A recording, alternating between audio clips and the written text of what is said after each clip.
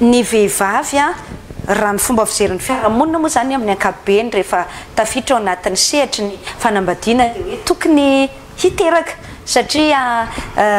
fakana fitohizan'ny aina ho lay sociologue izay nresaka tamintsika teto tamin'ny heriny a lay tamin'ny tapabolana ny vehivavy dia fitohizan'ny aina izany hoe natoraly zany a ny vehivavy izay miteraka zay ny fomba fijery amin'ny ankapobeny asa hoe fomba fijery ara-kolontsaina zay culturel na mety hoe fomba fijery hatramin'izay traditionnel ihany koa fa izay fampizarantsika telo miravavy eto androany dia ny hoe amin'izao fotoana izao a misy misafidy ny tsy hiteraka ny vehivavy malagasy inona no mety miteraka n'izay fomba fijery zay hoe efa émancipé ve ny vehivavy malagasy a dia lasa manana faniriana hafa tsy mifanaraka amin'izay ohatrany ara-kolontsaina ny ainatsika hatramin'izay a sa le hoe efa niasa ve a dia mieritreritra hoe lasa mitovy zo amin'ny lehilahy tsy fantatro fa zay no anokafantsika ny adivitra amin'izao alina izao dia omeko anao avy hatrany ny fitenenana Kaila. Raha ny hevitry manokana aloha mahatonga ny vehivavy hoe mety tsy miteraka amin'izao na raisiko amina manokana miverina amin'le resantsika le tamin'ny tapabolana satria anao mbola hoe ao amin'ny capable sy ny rehetrarehetra dia le lehilahy mihitsy no mety hoe mahatonga an'le izy tsy tapa-kevitra le vehivavy hiteraka satria ao tsara ve le fahamatorana tena vonona ve le lehilahy hiteraka aminao sy ohatran'izany dia eo le hitako mahatonga ny vehivavy amin'izao tsy dia manana fahazotoana ao anatin'le izy angamba satria amin'izao koa efa ny fiainana vola laza sy ohatr'izany ny lehilahy lasa ohatrany hoe memampirafy dia zay zavatra izay angamba ny fieritreretako an'le izy raha zaho manokana zany hoe mety nisy paradigme ve asana malaza zay niova tao anatin'ny fiarahamonina mety mivoatra ny toetrandro a dia ohatrany hoe mety ho azo eritreretiny zany vehivavy hoe manambady manambady zany hoe misafidy hanana tokantrano kanefa misafidy ny tsy hiteraka izany ny fahitanao azy fa efa misokatra ny fomba fijerin'ny fiarahamonina mikasika an'izay sa tsy sarotra be le izy ny fiarahamonina aloha mbola tsy misokatra amin'izay satria le izy kolotsaina foana na oestsika na oesa dia tsika gasy a dia zay ny itezana antsika dia zay ny ampidirinao anatin'ny saina dia mbola kely hoe ny anambadiaka hiterahana fa miditra ao anatin'ny fanambadiana zany ianao dia mila miteraka ny olona koa ary mieritreritra hoe vo tena hoe vita le mariage dia tonga dia tout de suite maintenant fa tsisy hoe heritaona aiza foana ny zaza dia raha ohatra hoe ianao zao tsy ao anatin'izay zavatra izay dia matetika lazain'ny olona foana hoe mombo na ohatra hoe vehivavy ohatrinay ary hoe mety tsy mahazaza zao Kaila mahatonga ny Kaila mbola izy rery foana hatramin'izao dia ianao ve efa tratran'izany efa tratra amin'ny otonanao io nefa anao mbola tsy manambady hoe maditra ngamba mahatonga anao tsy miaraka amin'ny olona mahatonga anao ho an'olona zany zay indrindrindrindra raha vao tsy amme zaza ianao dia vehivavy maditra ianao zay dikan'izay zany mbola tsy misokatra ny fiarahamonina misokatra amin'ny ankapobeny zay amin'ny ankapobeny na ianao ary vao mahazoazo vatana kely fotsiny na ohatran'izany dia za zao efa tratran'izany koa averin'olona fa nanala zaza ohatra efa tena nisy ny teny an'izany ary tena sa teo imaso tamina mihitsy hoe ianao nge averina efa bevoka fa nanala zaza tamin'ireny nahazoazo vatana ireny dia efa ngao voatery tsy maintsy hoe zay le izy mbola hitohizantsika moa zay adihevitra izay fa hitodika amin'ny mirana indray a dia zany hoe nanambady izy niditra teo amin'ny sehatra ny fanambadiana izy zany a dia mba tehiteraka ohatran'ny vehivavy rehetra tamin'ny voalohany a fa sahirana dia tsy nety nahazo zaza dia voatery nanao fiva araky ny nambarantsika teo a tantarao anay ary aloha ny expérience ny ainan'ny mirana le izy aloha parcours de combattant zay mazana be fa any ambadika le izy tsaraina fotsiny ianao fa tsy fantatrao ny adiny atrehanao étape par étape tamin'ny fiainanao ny anazy zao a 2013 ihany no natao mariage fa nandritra fotoana lava tsy nentina zaza mihitsy zay mivady dia eo ny fianakavian'ny vadiko satria tany Ampitan-Dranomasina zay mipetraka hoe ianao tsy miteraka satria zanakay efa mananjanaka dikan'izay tsy izy misy olana fa ianao dia na dia fantatra ary hoe inona ny marina satria zahay mahafantatra ny valiny analizy nataonay tamin'izany dia nisafidiny angina foana hatramin'izay dia 2014 zay nanomboka nanao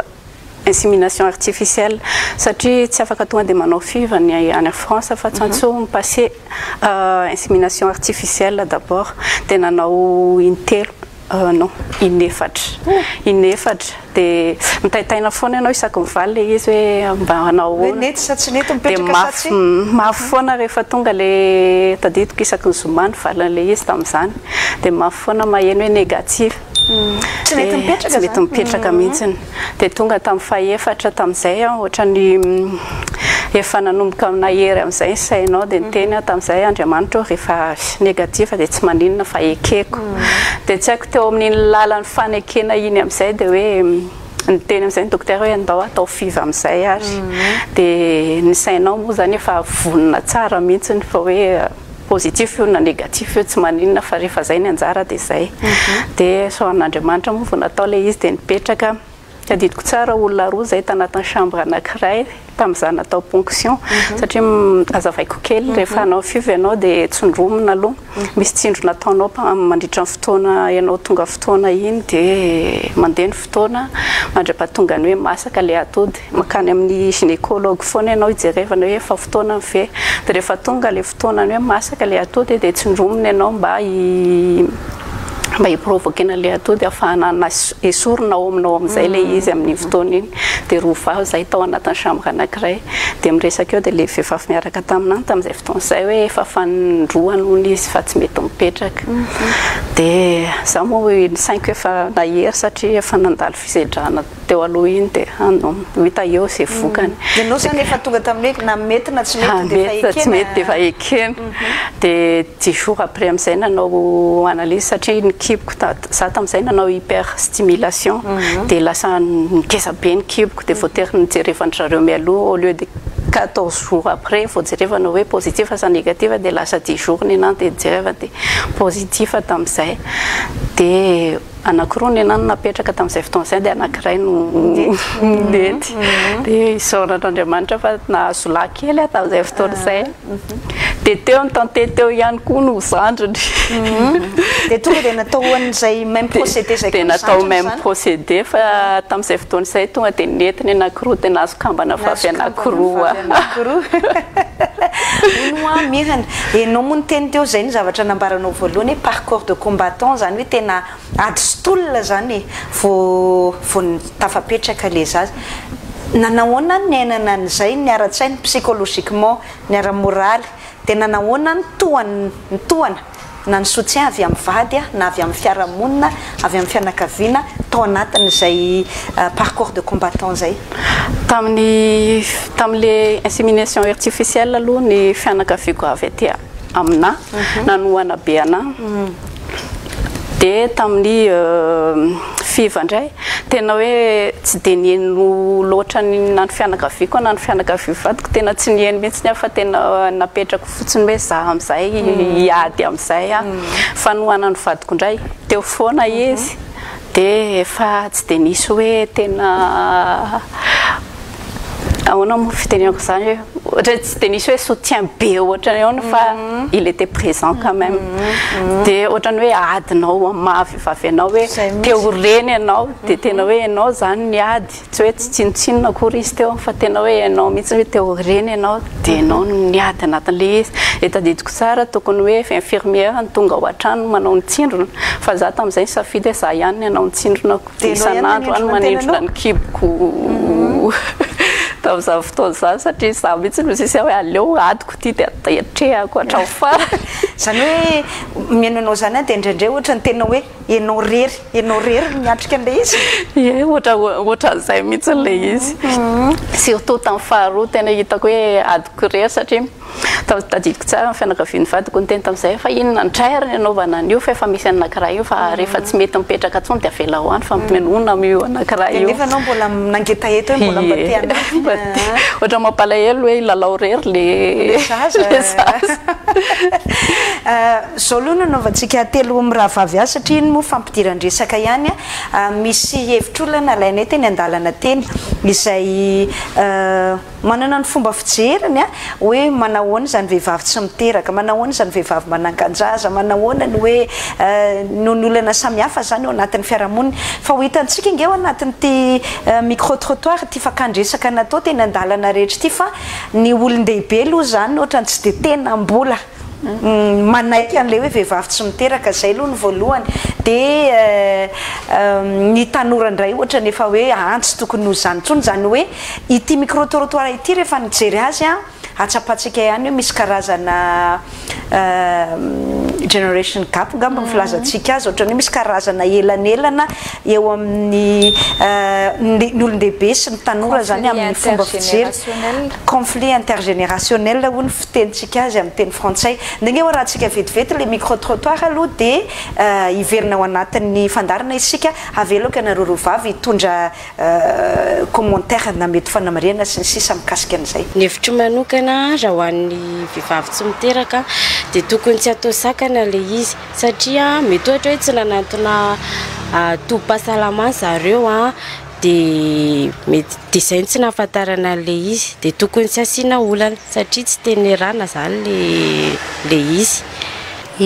misy olana mihitsy ny eo amin'ny tokantrano satria tokony isy zaza hitomany zany hoe eo anatsehany izy mivady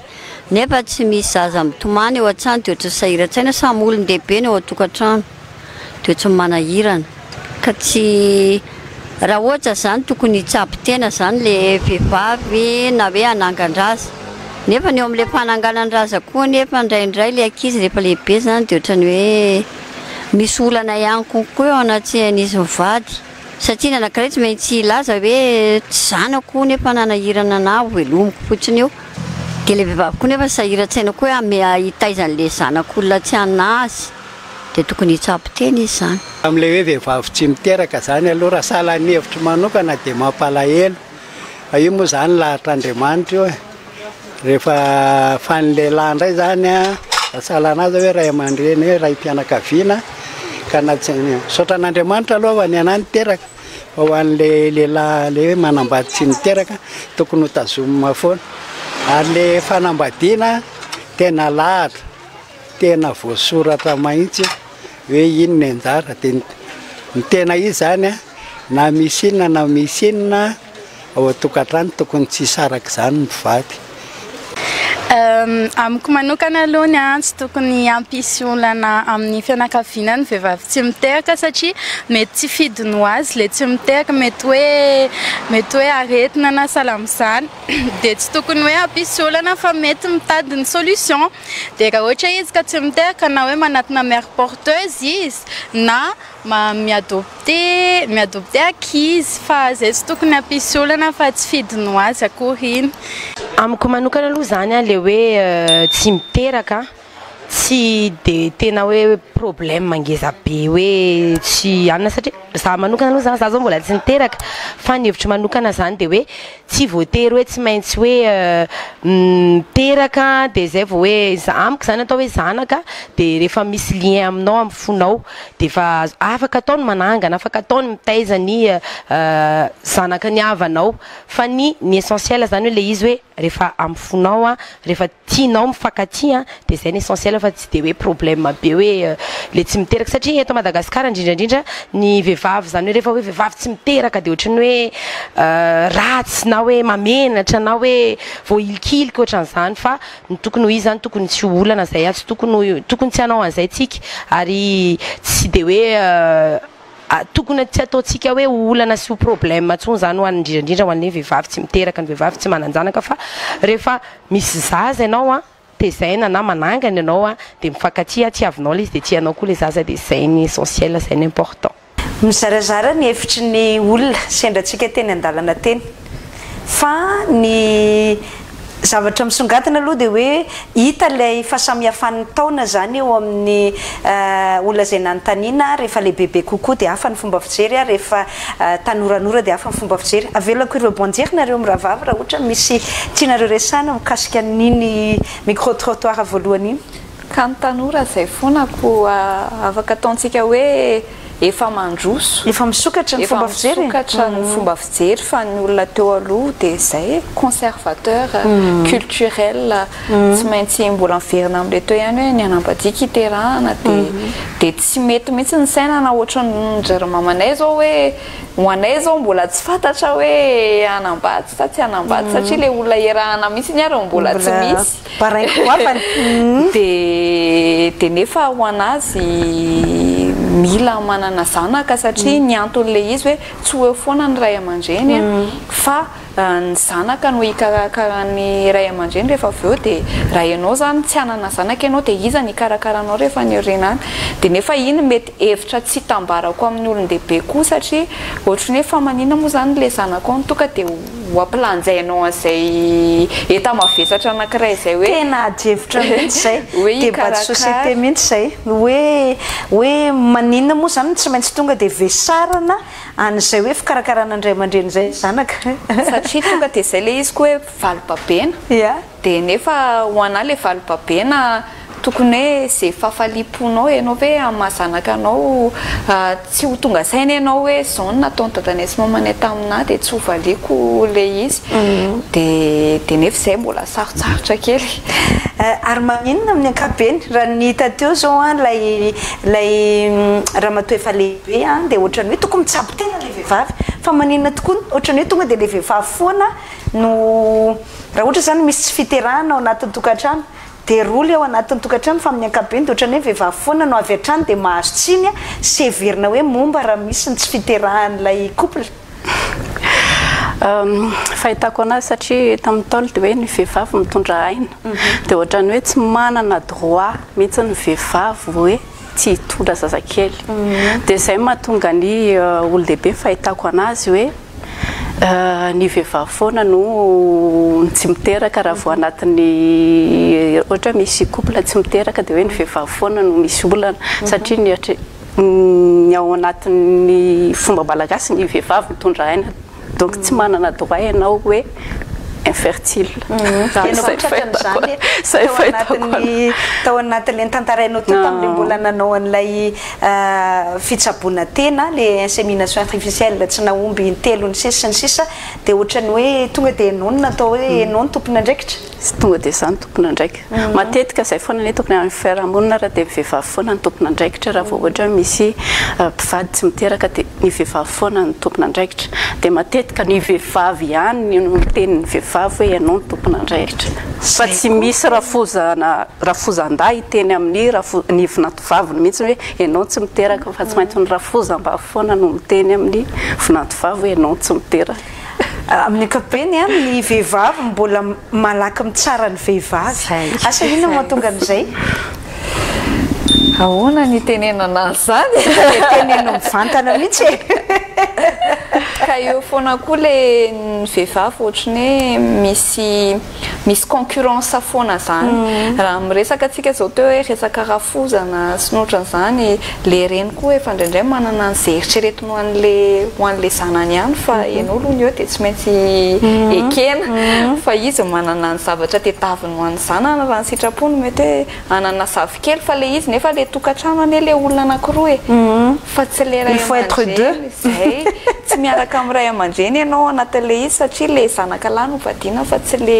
tsy hoe manambady an'le zanakalahy ianao dia manambady an'le mamany dia manambady an'le tatany nefa mbola encore une fois ny gasy hoe raha tiana ny zanakalahy dia tsy maintsy sakafozana ny tsonjovy mandeha dia ahoana ary zany ny tao anatin'ny zavatra tsikatro teo ihany koa tamin'ny micro-trottoir na ny fakana hevitra teny andalambe teny dia ny hoe na dia mety ho alternative aza mety ho vahaolana aza no hoe manangana raha sendra tsy miteraka dia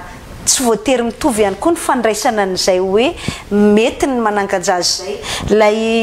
ramatoa lehibe teo zao dia ohatrany hoe tsy tena resy lahatra ihany koa hoe manahirana ihany koa ny ohatrany hoe mitaiza zanabaratra zany satria tezainao le zaza velominao andaninao rondo ao fa rehefa aveo tsy zanaky ny tena tsy avy amin'ny tena ihany koa tsy te ametraka ohatrany hoe thème miavaka fa tonga dia resatsika ihany koa zay fananganan-jazy zay raha sitrakareo na fahitako ny satria le ramatoa efa lehibe miresaka an'le izy dia fahitako an'le izy mipetraka amin'ny place mamami anazy dia raha jerevana hoe amin'ny place marenibe anazy zany izy dia tsy mety aminy hoe anangan-jaza ny zanany nefa tsy raha avy aminy zay fahitako azy aloha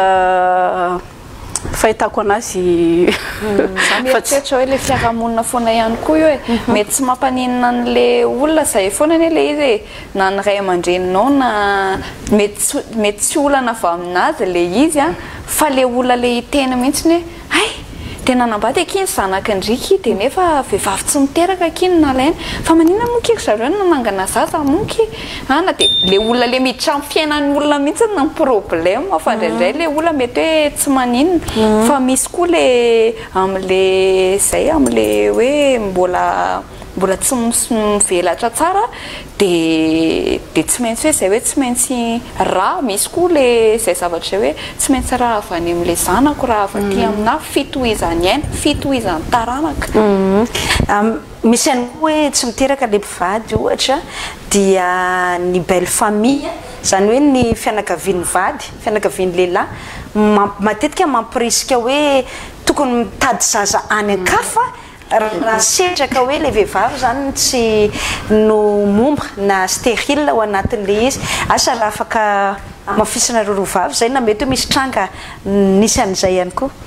tena misy aloha zany misy ary toka dia mampisaraka mihitsiny koa rehefa tsy miteraka dia aloha toka dia misaraka fa tsy mety dia manana argument be dia be izy tenenana an'le izy rehefa avy eo dia miborosonroan'le lehilahy hoe mbo eritreretinao ny olona manana zanaka ahoana ianao ahoana no avinao fa maninona koa ny andeha anangana zaza sotra zany aloha toka dia misaraka fa tsy maninona zany natao mariage fa tsy mety dia tena be dia be zany ka tena be dia be za koa mahita betsaka mihitsy hoe lay vehivavy mihitsy no nanaiky an'ilay vadiny handeha hiteraka any ankafa satria tsy niteraka izy roa zany tsy niteraka le couple zany ny anazy zany tena ohatrany hoe baraingoko avy napetraka dia hoe maninona amin'ny tranga rehetra izay hiainana n'izay hoe tsy fisiana zaza ao anatin'ny tokantrano izay no mizaka ny tserany aina foana ny vehivavy na inona mety ho endrika izay araka ny tenentsika teo hoe izy ny voatorabato rehefa tsy miteraka tonga dia ohatrany izy avy hatrany mahazo tsiny na ihany koa raha misafidiny anangan-jaza dia matetika ampirisihana aloha lay lehilahy handeha hiteraka any ankafa na handeha hitady zaza any ankafa ao ivelan'ilay tokantrano na mikady figura zany amin'ny ankapobeny rehetra dia ohatrany hoe mametraka ny vehivavy ho diso foana izay poahany fiarahamonina izay ny tena tiako ohatrany hoe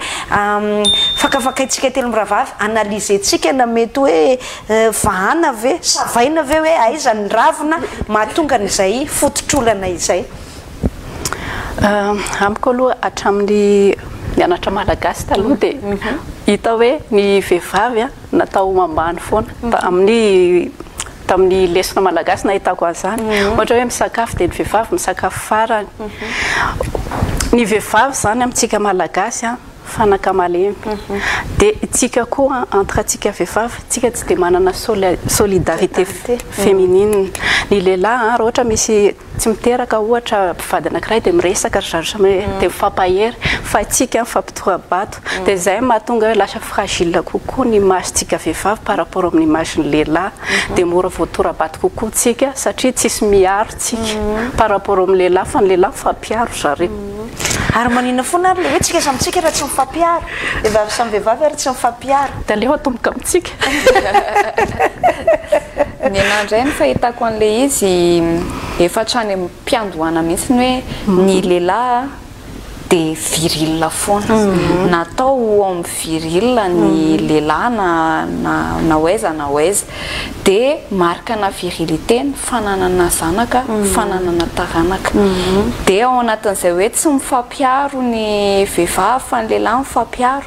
ka na raha le lehilahy no momba ao anatin'ilay tokantrano dia afenina izay zavatra izay fa tsy tenenina aloha tenena hoe le vehivavy le izy fa tsy le lehilahy na tenena fotsiny hoe manana olana kely izy mivady raha le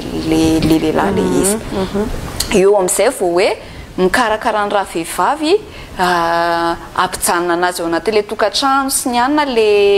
le rafozana satria le zanaka lahy no tsy miteraka fa sarosaromana le izy fa nefa kosa nefa ny tena mahagaga raha le vehivavy ny tsy miteraka alefa le lehilahy miaraka amina vehivavy hafa fa tsy hisy tena mihitsy ny hoe ndany ianao vehivavy miaraha amina olo-kafa mba hiteraka anaromana n'le lehilahy le momba mahatonga antsika moa miresaka an'izany a ohatrany hoe mba hanalana ilay mahafady an'le resy le ohatrany hoe hanalana an'le hoe tabou zany ao anatin'izay fomba fijery zay sy mety anaovana processus na changement de mentalité ihany koa raha ohatra ka mety hotratratsika izay tanjon'izay tsy haiko hoe prétentieux loatra ve zany zany tanjontsika ato anatin'ny fandarana izany hoe mba te hanova fomba fijery zany mba tsy ohatrany hoe isaky ny metsika dia voafantsika amin'ny azo fijaliana foana isika vehivavy zay ny tena tanjon'ny fandarana fa lay trangany resantsika teo manko zao dia ohatrany hoe lay lehilahy no arovana kely foana zany ninina zavatra mitranga misy ihany koa hoe izy mivady tsy manana olana tsy manana olana fa mety ho afaka mizaka n'le olana ihany fa ny fiarahamonina indray no lasa vesatra zany hoe tsy le lehilahy zany no mety vesatra raha sendra tsy miteraka raha sendra hoe tsy nahazo zaza fa lay fiarahamonina izay manodidina fianakaviana moa ny resantsika teo fa mety ho ny fomba fijery ny fiarahamonina amin'ny ankapobeny ihany koa ry mpifanolo-bodirindrana manondro molotra hoe efa 5 taona zay ireo mpivady mbola tsy niteraka ihany tena momba mihitsy ho vehivavy io angamba mako io vehivavy io angamba naditro vehivavy io angamba nanaonao foana tany vehivavy io nanala zazo vehivavy io dia tsy mety mananjanaka intsony zay rehetrarehetra zay a tiako resahantsika ohatrany hoe amin'ny fomba malalaka tsy maninona mihitsy ny hoe amin'ny fomba mivantana ihany koa hoe ahoana re no hanovanana zany fomba fijery zany hoe tsy voatery zay ny le izy ka de toute façon ny réussite zay raha ohatra hoe lehilahy miasa anatina ataontsika hoe orinasa na tsy voatery hoe orinasa lehibe ary fa le ao manodidina mihitsy ny hoe ao anatin'ny toeram-piasanao miteraka ny olona manambady ny olona dia anao koa mety hoe manambady mbola tsy niteraka ianao mety manana projet nareo mivady mety tsy momba akory ny raha vehivavy mety tsy momba ianao fa mety hoe mbola tsy amin'ny fotoana misy mihitsy zay le fiterahana fa zay le izy hoe réussite au niveau de la société manambady miteraka indisina réussite zany ny fananana zanaka réussite zany mihitsy ao anatina fiarahamonina anankiray dia amin'izao fotoana izao ary satria ny fiainana efa fantatra hoe efa manonga efa somary sarotsarotra ny fiainana amin'izao tena mba jerevinareo ny reny olona hoe amin'izao hoe manana zanaka efatra manana zanaka 5 tsy dia misy olona manana an'izany fa tena manan-karena zany ianao matoy ianao mavita mizaka zanaka efatra 5 zany dia zay eo koa le réussite na ataoko hoe mbola miteraka ray ary ianao ho an'olona sasany manodilina hoe ray fotsiny nasivy zandriny tena mazana ihany tsy manana ianao mahazo tsiny manana ianao mbola hoe fa maninona atao ray fotsiny fa maninona raha sina zandriny ka zay ny fiarahamonina zany tsy ho satisfait zany mihitsy ny situation misy anao tsy miteraka ianao voaenjika miteraka ray ianao afaka même pas 6 mois nefa misy tena asivy zandriny amin'izay fefa fotoana zao dia amin'izay misesisesy dia vita teraka faharoa ianao raha ohatra vavy daholo fa iza ihany ny lahy tsy satisfait zany ny fiarahamonina fa ianao choix-nao manokana amin'izay zay aloha ny zavatra hitako hoe safidiny tsirairay le izy za tonga amin'ny stade hoe tsy mihaino ny vavan'olona ntsony fa hoe inona no mety amiko dia zay no ataoko fa raha hihaino ny vavan'olona ianao tena ho tavela eo ny fiainanao zay mihitsy isaky antaniko dia ahoana amin'izay no anaovana hoe tsy raha raiko tsondra na zay tenen'olona fa tena zay anaovako azy eo amin'izay ahoana rehefa inona ny tonga amin'izay stade zay rehefa misesisesy le fanenjehana ianao dia tonga anao tonga amin'ny stade ianao hoe leo ianao dia mitady hoe inona no mety aminao dia tonga amin'ilay fotoana ianao hoe zao mety amina dia zay tenen'olona eo tsy raha rahinao na miteny za zao rehefa misy olona miteny ana dia mitsikitsiky fotsiny fa tsy efa tsy mahazo anatsony izay tenin'olona fiarahamonina amina efa ny sainko efa vita zany efa voatefiko hoe zao no mety amiko zay teneny mirana ve tao anatin'le fotoana ny tadiavana zaza tsy nahazo a nisy fotoana ve fa nandalo tao anatin'ny saina hoe ndeha anangana rangaha tamiko tsy nisy fa tamin'ny vadiko miteny izy hoe hijery mère porteuse tamin'izany fotoana zany zay ny eritreretana fa tamin'an tamin'izay ny zoko no nyresako hoe rehefa tena tsy mahazo dia miteraka ianao dia omenao anahy satria za tao anatin'ny sainko tamin'izay tsy tetaiza zanako olikafa fa mba hoe zanaka ny fianakaviako hoe rairaha ihany raha ohatra tena zay ny tanatin'ny eritreritrako tamin'izay dia niresaka tamin'ny zoko koa hoe rehefa tonga ny fotoana hoa ka rehefa hoe tena hoe tsy miteraka dia na dia efa tsy te hiteraka ntsony ary ianao dia miteraha dia omeo anahy dia eno misy sacrifié zany zoko hoany zandry raha ohatra moa mety ohatran'izay daholo fa ianao zao mety nanana chance fa mety tsy voatery ohatran'izay daholo dia tonga amin'ny stade hoe mieritreritra nangan-jaza amizay za zao nahita satria nisy fotoana mantsy situation ko efa publieko tamin'ny Facebook satria nahita vehivavy maromaro hoe manao fiva dia tsy nazo dia nanao témoignage rehefa tena nandinika dia izy nanao témoignage dia nisy madama zay niangavy anahy mba atsoy anahy ty numéro dia niresaka efa nanao fiva inefatra ony izy fa tsy nresy fiva Madagasikara nefa tena lafo tena lafo dia efa nitokatrano izy efa mikorotana dia nisy fotoana izy niantso anahy mbola nanao fahadimy ene za fa mbola tsy nety ihany dia ozy atsoka ianao fa somary sahirana amin'izay dia tena variana teny vao tamin'ny herinandro amin'izay na tsiaro efa ray volana zay teny hoe niantso anazy bevokany zay ena azy nieritreritra zaho izy aleo anao farany ihany dia kay bevoka somatsary moralité de l'histoire zany hoe atao foana safidy ny anahy miverina amin'ilay safidy ihany hoe mbola te anao ianao rehefa vonona ianao dia atao foana fa ça vaut la peine zay aleoko zany mieritreritra hoe niady ianao dia tsy nahazo dia hoe mba efa niady toy izay hoe mionona fotsiny hoe efa tsy fantatrao sao dia mba ihany misy zavatra kely nitike aly ny tantarainao teo ary maninona tokoa no ohatrany hoe amin'ny ankapobeny dans la majorité des cas dia antony mampikorotana tokantrano tsy fisiany zaza asa isan'ny no iresaka satria mila zaza mitomany araky ny teleleravavolombelona ve tao anatin'le micro-trottoir ave hoe ohatrany manahirana raha samby olon-dehibe ny ohatrany dia tsisy feo zaza mitomany satria ny fijery ny fiarahamonina encore une fois ve satria ohatrany hoe ciment an'le couple ny fisiany zaza ve sa inona tsy haiko anahy manokana aloha fisiana zaza aloha ohatrany hoe motivation ihany ao anatina couple dia ohatrany hoe étape rehetrarehetra amin'ny fiainana hoe misipa aloha dia manao dingana dia mivady dia dinganao anatin'ny fiainana le fananana zaza dia manao zay mahatafita an'le zaza dia ohatrany hoe plus misy zaza ao an-trano dia plus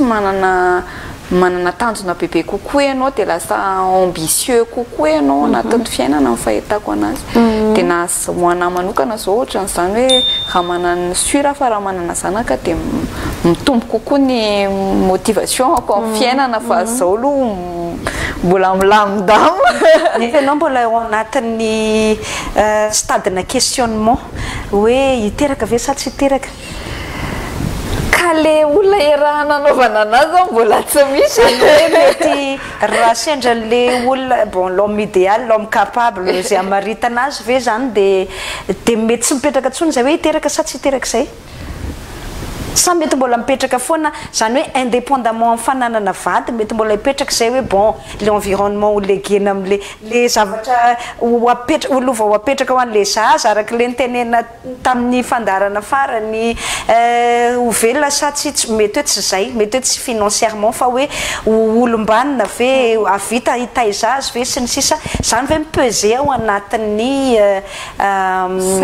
safidy hoe hiteraka sa tsy ie mipesé le izy izy mbola tsy maintsy misy foana ihany questionnement e na eo ary le ataontsika hoe la bonne personne ao anatin'le izy de tsy maintsy mipetraka foana iny hoe tena zay araka le niteneniko tamin'iny hoe matahotra kely amin'le vanim-potoanandro iainantsika amin'izao a de zay le izy hoe mety tsy any amin'le côté financier no anina fa le fiainana mihitsiny hoe Madagasikara ahoana ho veloma eto le zaza ho alefa ny ivelany ahoana ny atongavana amin'izay ny resaka aretana fa lasa matahotra zany ianao e de za koa moa zany ohatrany hoe niaina traumatisme tamin'ny zavatra nahazo anay sy nohatran'izany a de système de santé na eo amin'le fiterahana fotsiny ary a iny koa zao no tena mampatahotra anao hoe hodidiny ianao ahoana ny suivi sarotra be tena be de efa zany le fiainan'olon-dehibe andaotsika hijery reto fijoroana vavolombelona reto izy indray a dia hoe tsy niteraka izy zany manana olana zany izy mivady a tsy mbola afaka miteraka dia enao anatin'ny firesaka lay madama voalohany zay nisafidy moa na anakona endrika ary najaitsika izay enao anatin'ny firesany zany hoe mavesatra amin'ny any zay tsy fisina zaza izay ny voalohany de ny faharoa indray hoe nisafidy hananganjaza izy fa samy manana ny zavatra iainany andreo izy roa vavy reto zany a andao arahantsika avy teo fijoroana vavolombelona de anohizantsika ny resadresaka sy ny adevitsika telo miravavy ihany ny fantaniko voalohany mazava loatra manambady ianao eto teo amin'ny filo taona teo zao ianao no tao amin'izay sehatra ny fanambadiana izay teo amin'ny valo taona teo tsy mananjanaka mazava loatra mazava ho azy mbola tsisy zaza inona ny antony afaka zavainao ve voalohany indrindra alohany a raha niaraka zay mivady de za zany tsy hoe efa misy fotoana zany hoe tamin'ny fotoana niarahanay de misy kely hoe retard ny règle iny moa amin'ny vehivavy iny tsy maintsy misy fa nisy an'izay zavatra zay a de toko hoe tao anatin'ny ray volana roa volana teo nefa de niverina indray ny règle de tao aorinan'iny tsy nisy tsony mihitsy de mivadiko moa ny fanambadiana moa tsy maintsy misy disadisa de izy tsy nanisy olana tam'le izy koa nametraka hoe mety tsy anao rery no mahatonga an'izao fa avy amintsika sy anao de teny zay roa moa de tsy nieritreritra hoe nisy ihany ny vinavinanay hoe andeha anatina tobim-pahasalamana zay roa de teo koa mbola sahirakirana tamin'ny tokantrano ny vola tsy de misy fidinam-bola loatra satria za nanao agent communautaire de izy moa ny asany tsy fixe fa rehefa misy ny asa de misy tsisy de teo de hoe sy mbo tsy apetrakintsika olana de taty aorina de ny andrasana tsy nisy tsolo mihitsy de ny fiarahamonina manenjika ny fianakavian'ny vady manenjika ohatraohatran'izay ny fandehany le fiainatokantrano amin'ny ankapobeny mety misy fiatraikany amin'le resaka tokantrano zay hoe tsy fananana zanaka sy ianao afaka miresaka an'izay misy fiatraikany mihitsy satria raha ohatrany anay zao de rehefa mivoro ny fianakaviana de misy zaza eo de matetika moa rehefa samy mivoro ny vehivavy de resaka zaza hoe zanako aky zao de misy fiatraikany aminao iny de misy moa miramose misotrosotro de rehefa tonga any an-trano de miteny de ahoana ihany jere zao ry anina ny zanany zao fa ahoana ihany ianao ty ohatr'izay de rehefa miaina zavatra ohatran'izany ianao de mba zarao amin'ny mpanaraka amin'ny fandarana hoe le fihetseham-po mihitsy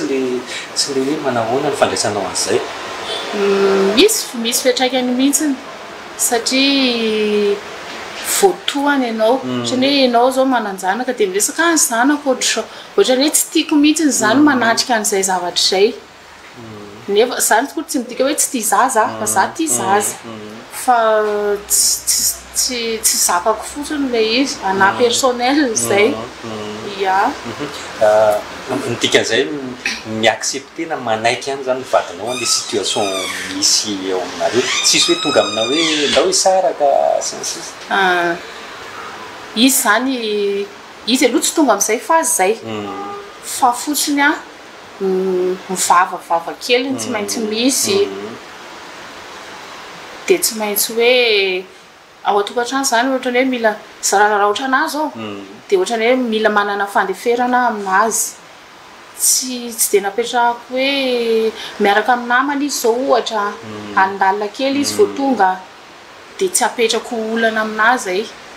satria izy koa miaraka amin'ny namany any zao izy a de ve mitantara ny namany ary asa ny zanakelahy de izy koa mba menatra koa izy amin'ny namany koa satria ny namany efa manan-janaka de zay roa mbola tsisy nareo hoe tsy mieritreritra hoe ohatra anangan-jaza ohatra raha miseko tsy mieritreritra ny anangan-jaza fa za tia zaza zany hoe misy zanaky ny kozina koravaviko tonga ao aminay de raisiny tsara de zay nay ohatrany hoe mijanonao izy weekend ohatr'izany de tsy mampanina fa le anangan-jaza aloha mbola tsy ao amina tsy ao amina le fomba fijeren'ny fiarahamonina iny moa tiatsika resahana koa atao anatin'ny fandaharana hoe inona zany ny avalinao le fiarahamonina mieritreritra hoe de tena farahidiny le tsy miteraka mamenatra le tsy miteraka sasisa satria tena zay miainatsika eny amin'ny fiarahamonina inona no avalinao an'ireny misy zay zavatra zay a le fiarahamonina zany tsy voatery zay daholo ny fomba fijeriny fa misy izy mba mamety torohevitra hoe zao akia manatona n'izao mandana miotra manatona ary misy renjaza mahay ohatran'izany zao de ao be falatananao misy sady rasazy izy notradi praticien izy de efa nisy fotoana nandeha miotra tany de tsy nitoy moa le izy de misy no miteny miditra ny natonga n'izany ino ohatr'izao iny taloha mety mifanalan-jaza matetika ny natonga an'io zay foana ny fijerin'ny olona ohatr'izay de inona ny avalinao an'ireny olona inona ny teneninao an'ireny olona ireny zany valiko fotsiny izy hoe tsy za rery ny manana ka ohatran'izao ary tsy voatery hoe ditra foana ny mahatonga an'io fa mety hoe toe-pahasalamanao mihitsiny na koa ny mpivady mihitsiny zay no mahadiko anazy ny ohatra te fantatra ihany ianao zany mbola mieritreritra hoe ano fitsaboana ihany aloha mbola mieritreritra n'izay mihitsy zay mivady fa io koa moa ny fitsaboana eto amintsika tsy vitany hoe vola kely manaraka gynéco fa tsy maintsy misy eto manana anao zay mankasitraka betsaka ny zaran'izay andeha toa hoe fijoroana vavolombelona zay de mankasitraka anareo atao amin'ny Free FM nandray mahafinaritra resadresaka ilaina mihitsy ny amin'ny resaka problème ny vehivavy tsy mahazo zaza manoloana antsika indray raha matoa kely iray zany zay nisafidy ny anangan-jaza miarabanao de mankasitraka nanaiky zara aminay témoignage salama tompoko miarabanao ya teo amin'ny firy taona teo ianao zao no teo amin'ny sehatry ny tokantrano efa fito taona zay nanambady fito taona de ianao ny safidy ny anangan-jaza inona ny anton'le izy ny tena marina nandritra izay fito taona zay dia tsy afaka mahazo zaza zany zay mivady de efa niroso tanatin'ny fitsaboana nandritra ny roa taona fa tena tsisy voka mihitsy izy fa tsy afaka mitoejaza ara-boazanahary zany de zay natonga ny safidy hoe aleo miroso anatin'ny fananganan-janaka zany ahafahanay manana tokantrano antony ara-pahasalamana zany le izy ie ara-pahasalamana le izy efa de natao daholo ny fitsaboana rehetra fa tena tsy mety mihitsy le izy de dia niroso tamin'ilay fananganan-jasa nareo teo amin'ny fitoana zao ilay zaza natsanga tamin'izay nananganana azy tena zaza mbola kely tena mbola zaza teraka vaingana nalainay dia efa 3 taona zao izy zao nanahoana ny fandraisan'ny olona hoe manangan-jasa nareo zaza tsy hoe nateraka fa natsangana ahoana fomba fijerin'ny olona ye mo efa etsika any moa le toetsay le malagasy fa mahagaga ihany efa manina no tsy miteraka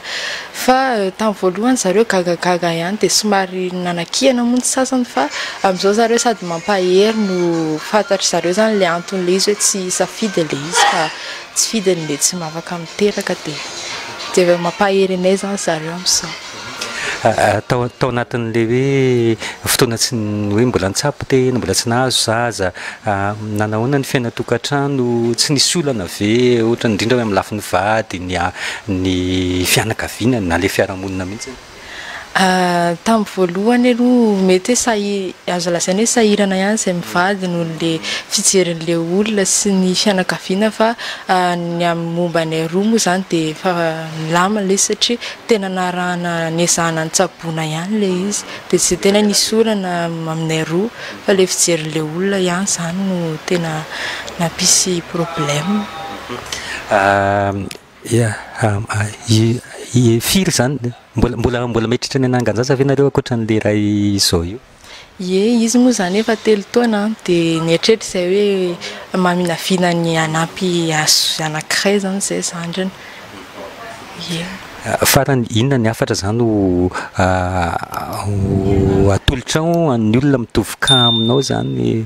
sy amin'le hoe afaka atao tsara le manangan-jasa tena tiako tehena amin'izareo moa zany hoe tsy zavatra ratsy zany izy io tsy zavatra hoe ratsy fa mba raha ohatra ka sanatria tsy afaka miteraka tsy solution mihitsy raha ara-pahasalamana dia afaka miroso tsara amin'izay fananganan-janak'izay sady manampy le zaza tsy afaka mitaiza sy tsy zany dia mizara fitiavana ny tena mety ay fijoroana vavolombelona voalohany na raha antsika teo dia miteny zany lay vehivavy hoe mety mbola tsy tonga amina hoe isaraka aloha zany lay lehilahy tokantrano rehefa tsy nahazo zaza izy roa mbola ao anatin'le mitady moa zany izy roa na dia hoe mbola tsy miroso be amina resaka traitement hoe fitsaboana azy noho ny antony arabola noho ny antony hoe entimanana zany nazavainy teo fa ny zavatra nambarany dia hoe na dia tsy mieritreritra mbola isaraka azy lay lehilahy dia le vavavava kely manindrona lay mitovy amin'le nyteny antsika teo hoe ny lehilahy foana moa no ohatrany hoe ny vehivavy foana moa ny ohatrany hoe diso fa ny lehilahy tsy dia tena diso mitarika fikorotana ny tokantrano le izy araka ny efa ndresantsika teo maninona tokoa no hoe rehefa ao anatina tokantrano ka misy an'izay olana tsy fiterahana izay ka voapirofo zany ara-pitsaboana hoe le vehivavy ny manana olana dia na le nyteny antsika teo hoe mandeha mitady any akafa ilay lehilahy na tonga amina fisarahana mihitsy dia manoro tokantrano hafa mihitsy le lehilahy satria hoe te hiteraka dia matetika zany abandonné victime tavela eo le vehivavy na fandray kosa rehefa hoe raha lehilahy zany voapirofo fa cause le infertilité zany hoe ao aminy fototra lay tsy fiterahana lay momba dia maninona n'lay vehivavy matetika vitsy zany tsy fantatro mety misy fa ohatrany hoe amin'ny ankapobeny dia mijanona eo ihany le vehivavy na tsy miteraka ry zareo fa tsy manan-keritreritra hoe andeha hiteraka ny akafa ohatran'le lehilahy manan-keritreritra andeha hiteraka ny akafa itsika vehivavy matetika manana le toetra mahareny foana na dia tsy reny ary dia matetika ny lehilahy na dia vadintsika ao an-trano ary sy indraindray tsika mipetraka mitoerana mahareny misy maternena lehilahy iny kosa aloha betsy dia rehefa tsy miteraka le lehilahy dia eo foana tsika manohana anazy satria tsika vehivavy manohana ny vaditsika na teo mariage ara dia hoe anohana anao pour le meilleur et pour le pire fa saingy io mot io matetika ny vehivavy mitazona an'io fa tsy ny lehilahy zany rehefa tonga izay fotoana izay ny lehilahy mila foana mila zanaka mila mpandova dia rehefa tonga ny fotoana hoe tena tsy afaka ianao vehivavy a dia matetika ny lehilahy mitady any akafa foana hoe satria hoe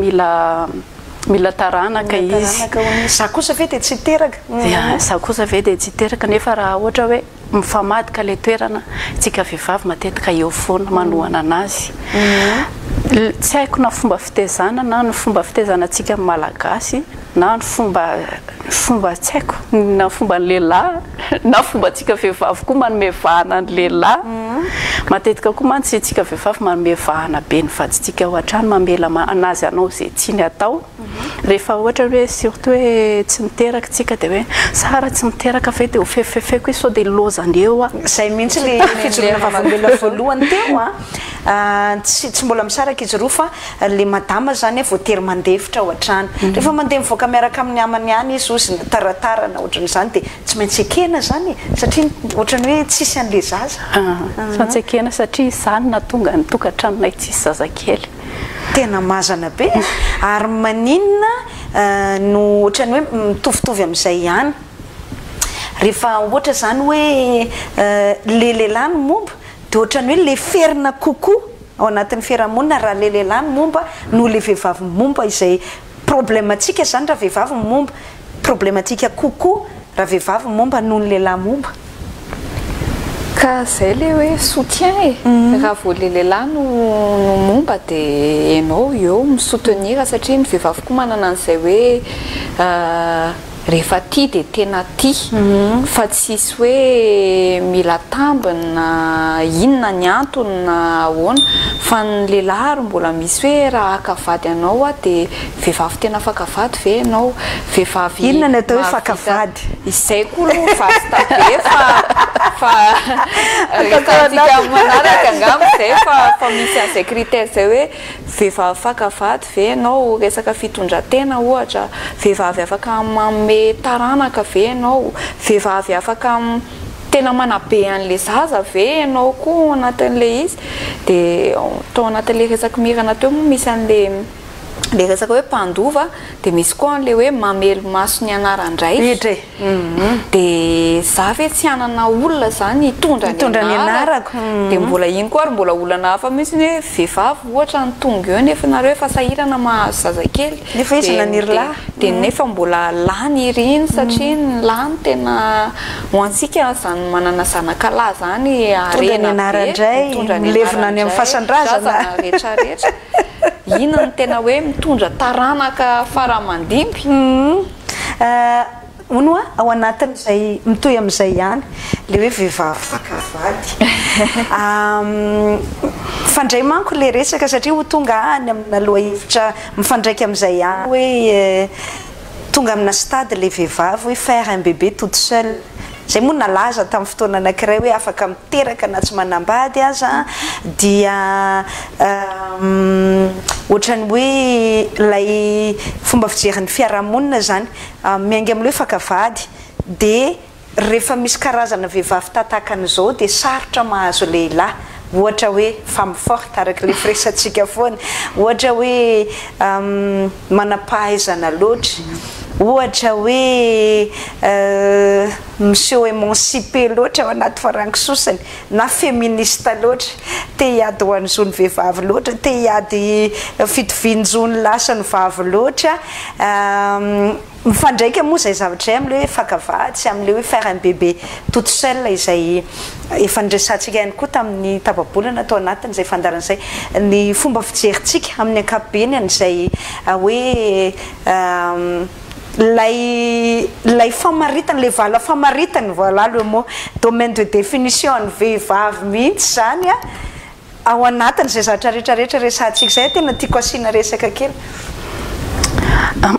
amiko anaty fiarahamonina misy image ao anatin'ny lohany tsirairay hoe ny olona anankiray tokony hiteraka dia olona ohatrohatran'izao dia rehefa miala amin'io base io ianao dia hafa ianao zay dia ohatran'izay le hoe faire un bébé toute seule amin'ny fiarahamonina zany hafa mihitsy satria tsy anatin'le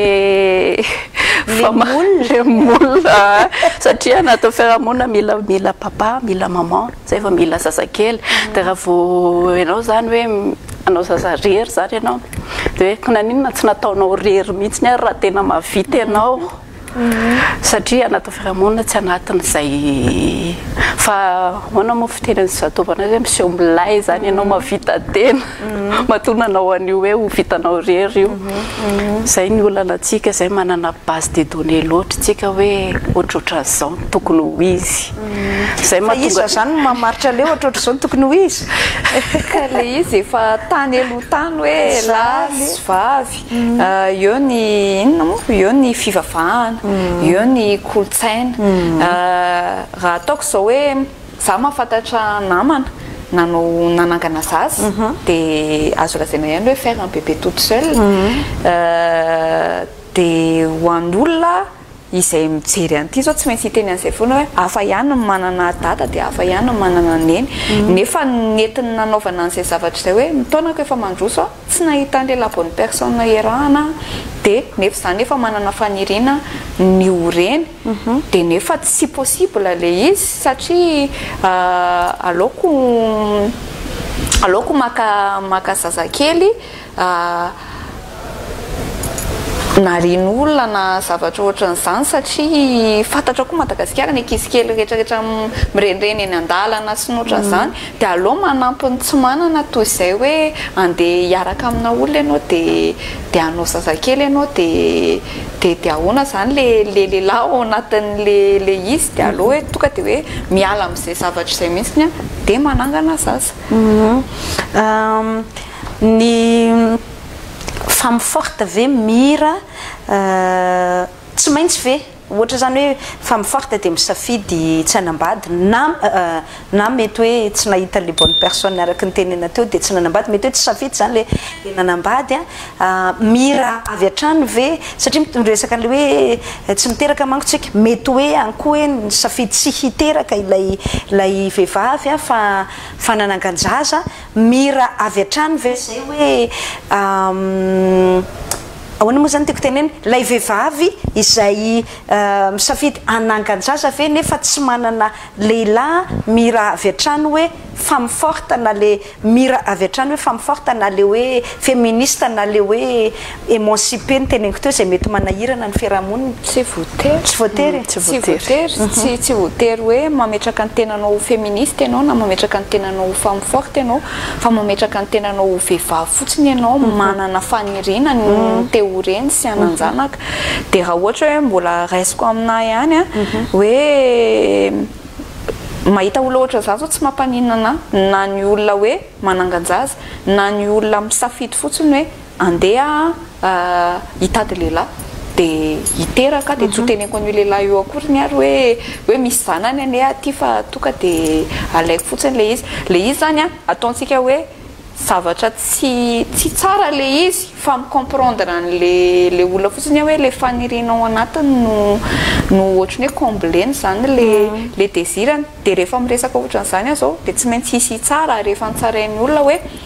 nareo koa efa diso le rivo-pandrosoana efa trop loatra nareo efa te hitovy amin'ny vazaha na le resaka fivary zao ho an'ny gasy zany mbola lavitra be satria ahoana tsy naturel dia olana ho an'ny olona zany hoe mbola ho avy ary le hoe mivavahanareo fa Andriamanitra no ame zaza ho anareo fa manina manao zavatra tsy naturel ohatra zany mety hisy fahasapona ny zaza io ny olona mahita zavatra ho tenenina foana fa le izy araka ny teny mirana teo hoe au bout d'un moment tu t'en fous dia ianao fotsiny no mahatsapa ny tenanao hoe inona zany no mety amina hiteraka sa tsy hiteraka anao zaza rery sa anangana zaza fa en tout cas aloha ny fiarahamonina dia izay foana ohatrany hoe ngenao foana diso tapahaizana loatra ozy izy ny olona na koa hoe miverina amin'le resaka fakavady teo ohatra hoe ohatranay zao hoe raha vehivavy mandoko volo dia tsy fakafady tena tsy mahazo azany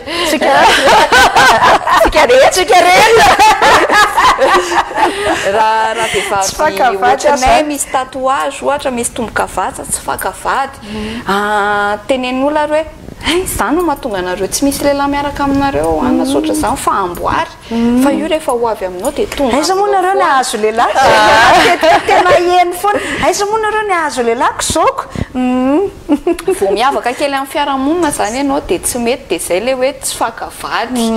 fa mila amboamboarina tsara ny fomba fiteny ny fomba fiakanjo any nefa ianao indraindray mahita olona reny miaina tsara manambady tsara miteraka tsara dia zay foana le izy hoe faut pas juger un livre à sa couverture fa ohatran'ireny olona misy olona zao manao humanitaire ana be tatouage ka hatrany tampon-doha ka hatrany paladie fa nefa mifony olona io mandoko volo be fa mifony olona io tena madio ary tena te hanampy dia enao ihany io e ahoana reny ampidirana an'izay ao anaty loha fiarahamonina hoe tsy voatery zao e rehefa zao tsy voatery zao e rehefa zao io zany manomboka amin'ny tsirairay io ohatrany hoe ataontsika ohatra zao hoe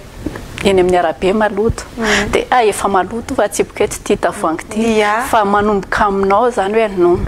na dia atao ary hoe kely indry dia manomboka aminao fa tsy andro hoe rehefa madio io zay vao tsy anareo tsony dia ohatran'izay koa fahitako anazy ny amin'ny fiarahamonina manomboka amin'ny tsirairay no mila manova ny toe-tsainy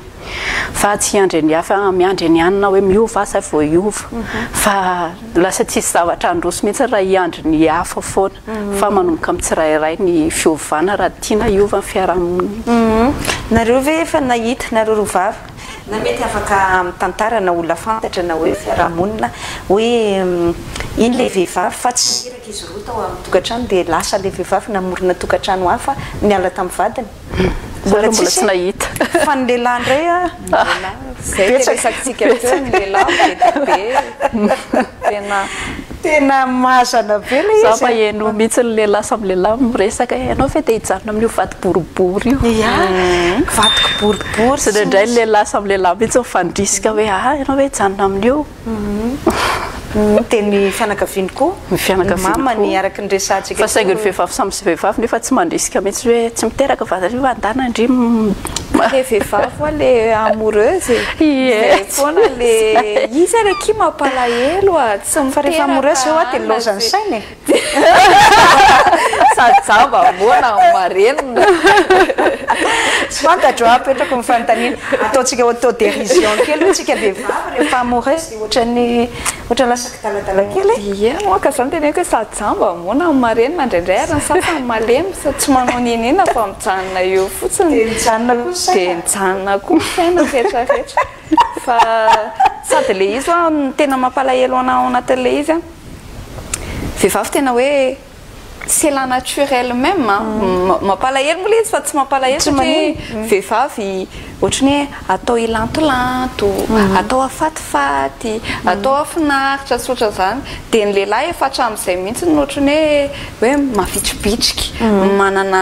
manana tanjona manana an'izao manana dia eo le olana kely mipetraka hoe ny lehilahy koa rehefa miaraka amin'ny vehivavy anankiray dia zay mihitsy ny hoe tanjona le vehivavy fa ny vehivavy nefa rehefa miaraka amin'ny lehilahy dia verina n'le resaka niaraka tamin'ny lova ohatrany hoe besoin le izy dia eo amin'izay ary hoe ahoana ny tanjon'le lehilahy hiteraka nasotra zany ohatrany hoe karazana entreprise kely ianao société kely ianao dia rehefa tsy mandeha le société dia ahoana on dépose le bilan dia tonga am'le hoe alana zany araka le hoe lafa dia hijanona amin'ny olona vato boribory io ary mifandraika amin'izay ihany ny vehivavy raha ohatra zany ka tsy miteraka io moa le hoe vehivavy raha afaka ny tokantrano vehivavy zany ohatrany efa misy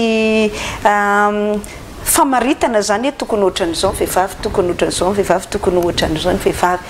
raha ohatra ka tsy miteraka zany le vehivavy dia tsy raha afaka ny tokantrano tsony ve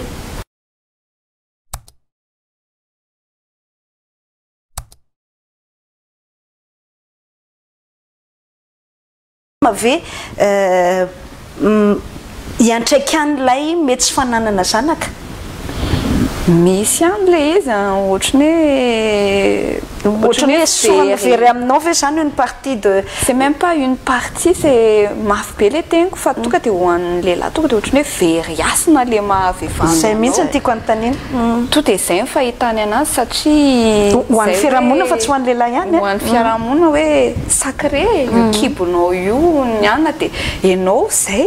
manome aina andriamanitra faharoa ianao mitondra aina tsisy afa-tsy ianao